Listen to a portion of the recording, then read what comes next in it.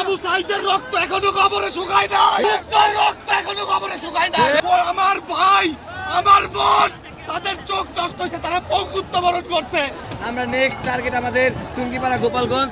আমরা ইনশাল্লাহ যদি নেক্সট টাইম কোনো নৈরাজ্য সৃষ্টি করার চেষ্টা করে আমরা ঢাকা থেকে ওই গোপালগঞ্জে যাব। নিজের পায়ে হাইটা বাসায় যাইতে পারবে না।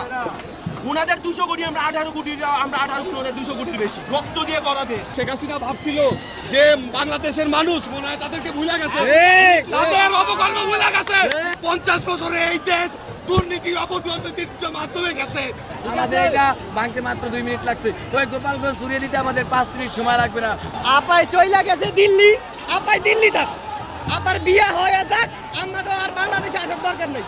আপাই যদি দেশে ফিরতে চায় ইনশাল্লাহ আমরা ওই দিক থেকে আপাই যেইভাবে আসতে চাইবো আমরা ওইভাবে প্যাকেট করিয়া আপারে ওইভাবে আবার দিল্লিতে ফিরত দিয়ে দিব।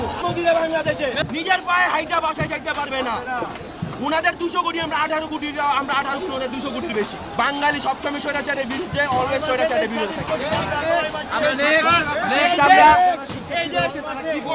বাঙালি সবার এই দেশ আবু সাইদের, এই দেশ মুক্তর, এই দেশ বরকতের এবং এই দেশ সালামের, আবু সাইদ লক্ষ মানুষ শহীদের এই দেশ। আমারও দেশ না, আপনাদেরও দেশ না, শহীদের দেশ। এই দেশ রক্ত দিয়ে করা দেশ। যতবার হবে ততবার রক্ত দিব। সেই সাথে বলে দিতে চাই,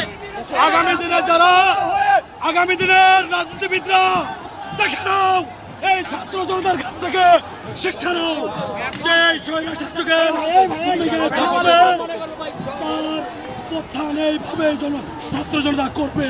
শেখ হাসিনা ভাবছিল যে বাংলাদেশের মানুষ মনে হয় তাদেরকে ভুলে গেছে, তাদের অপকর্ম ভুলে গেছে, কিন্তু আমরা ভুলি নাই। আবু সাইদের রক্ত এখনো কবরে শুকায় নাই, মুক্তার রক্ত এখনো কবরে শুকায় নাই। আমার ভাই, আমার বোন, তাদের চোখ নষ্ট হয়েছে, তারা পঙ্গুত্ব বরণ করছে। শুধুমাত্র এই দেশে বৈষম্যের জন্য না, বৈষম্যের বিরুদ্ধে লড়াই করার জন্য। আমরা বৈষম্যের বিরুদ্ধে, এই দেশের মানুষের এই দেশ 50 বছরে এই দেশ দুর্নীতি অপদুর্নীতির মাধ্যমে গেছে।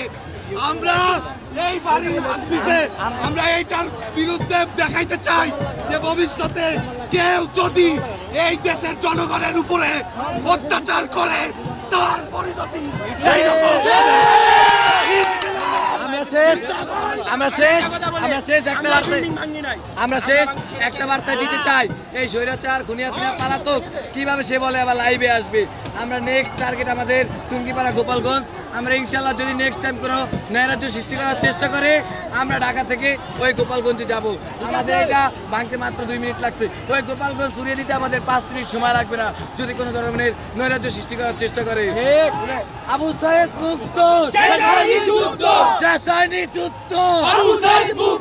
আমার সোনার বাংলা, বৈষম্যের ঠাঁই নাই, আমার সোনার বাংলা, আমার সোনার বাংলা, বৈষম্যের কথা আমি বলে দেই।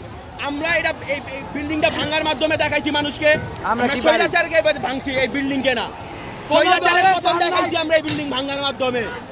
এই বিল্ডিং ভাঙার মাধ্যমে আমরা স্বৈরাচারের পতন দেখাইছি, আগামীতে আরো দেখাবো।